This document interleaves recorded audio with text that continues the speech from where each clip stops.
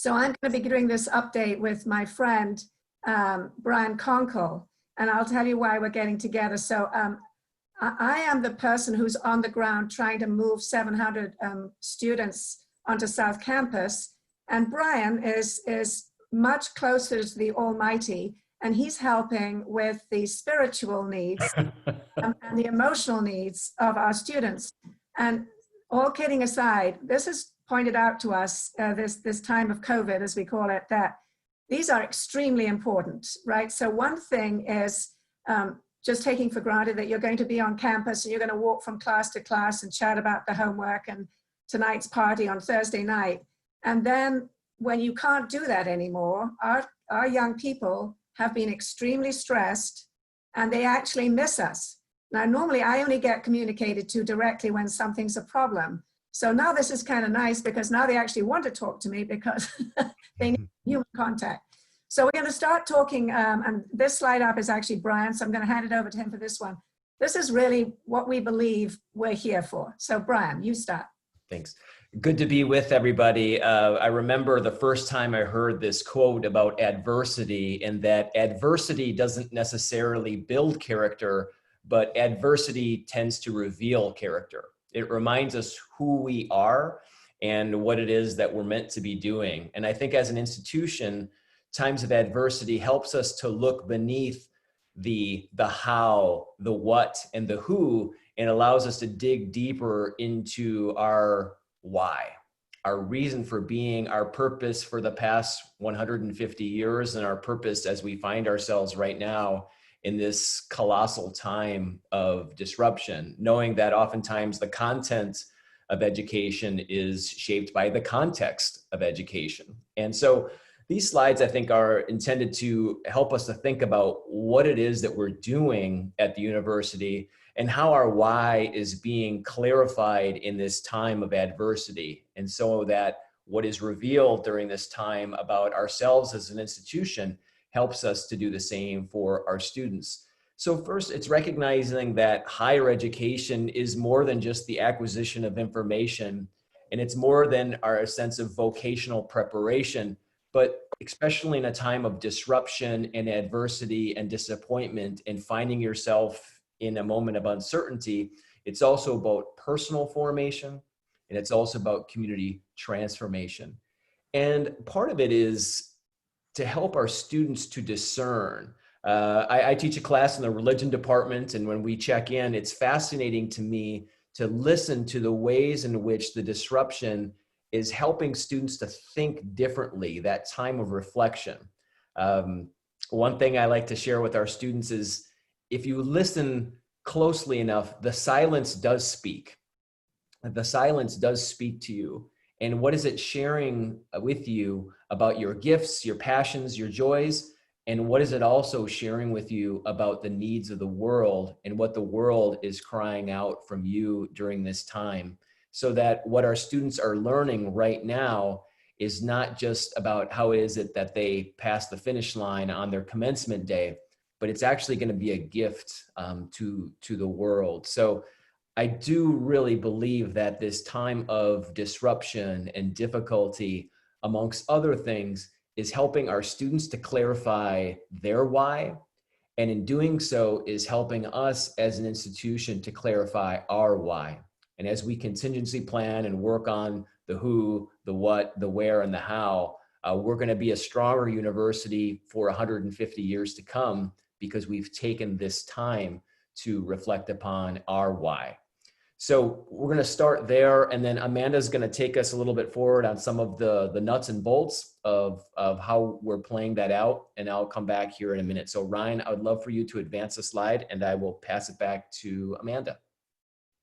So I'm just going to start with a brief update on the campus climate and where we are with the protests that started last November and then continued right up to when we had to abandon campus because of the pandemic.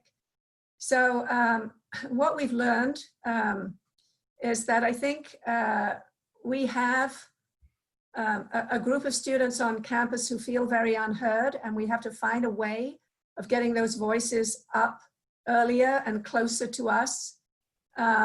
and we've learned that it's important to do that. We're moving forward with a 1-credit course for all incoming students. We have changed dramatically how we're attempting this.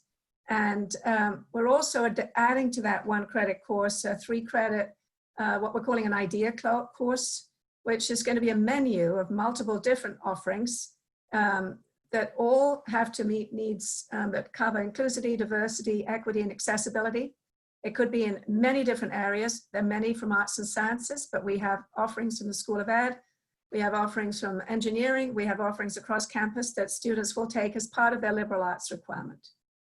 And all the agreements that we made with our students in November and the ones we additionally did in February are still moving forward, and we're going to be working on those we are working on them now, and we will continue to work on them as we go forward. Next slide, please, Ian. In terms of where we are in terms of the pandemic now, and I'm going through these very quickly because I know Matt mentioned several of these things. All the classes are online and will stay online through summer. Housing and meal plan refunds are in process. FWS students were paid for this semester, regardless of whether they could actually work, because they rely totally on this income. Non-FWS students were given 2 weeks and an appeal process. So far, we have paid out something close to $300,000 of appeals to these students. Many of these are graduate students who are stuck with us, and they need some support in order to survive. As mentioned, the commencement in the Dome won the survey votes. There also will be a brief virtual ceremony in May that the Chancellor will be recording, so there will be some mark of this event. And I think that's important.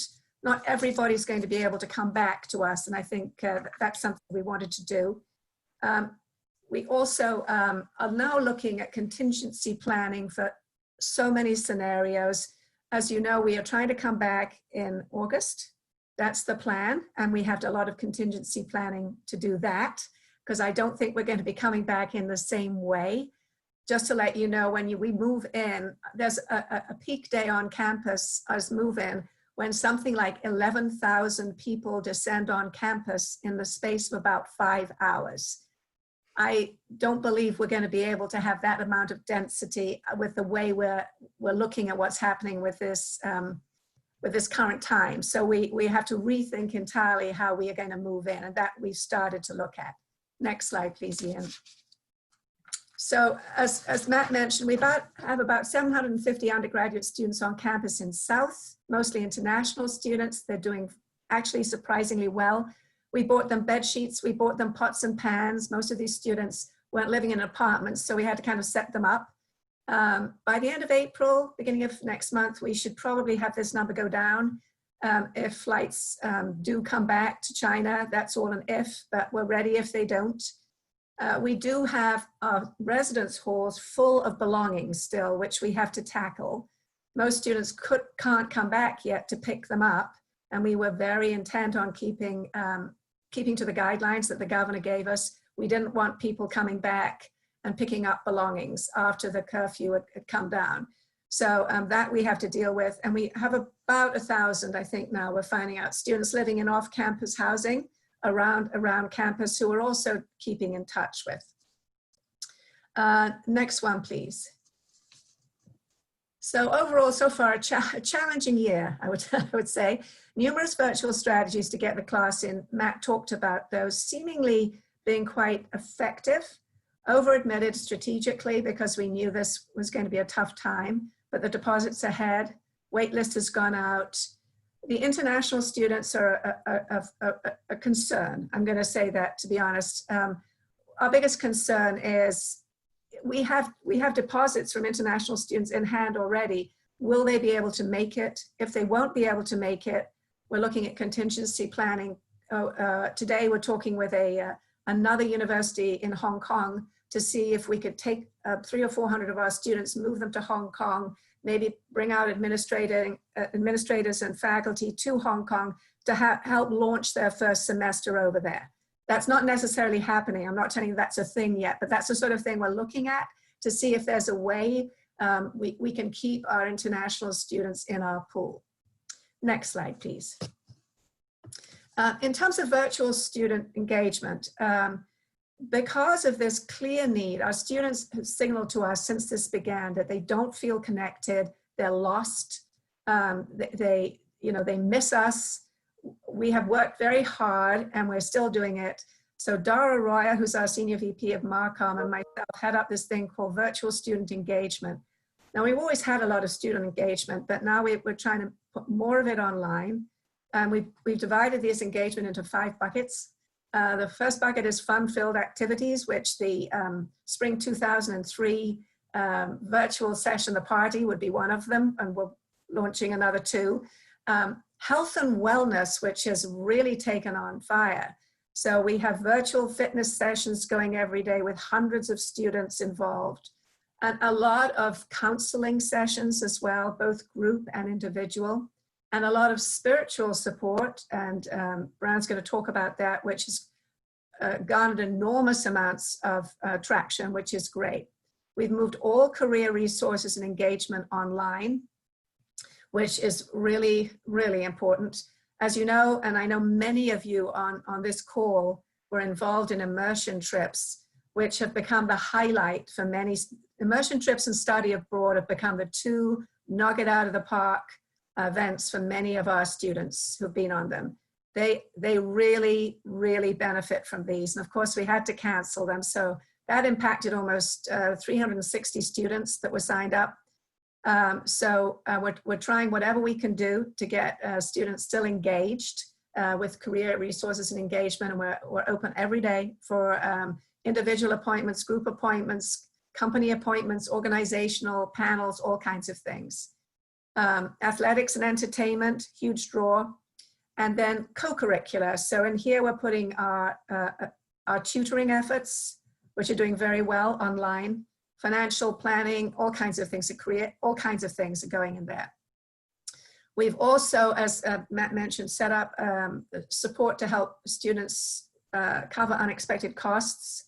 And we've had a lot on this. So we have been buying laptops. We've been buying ways to get students connected with the internet. We've been helping fund unexpected travel.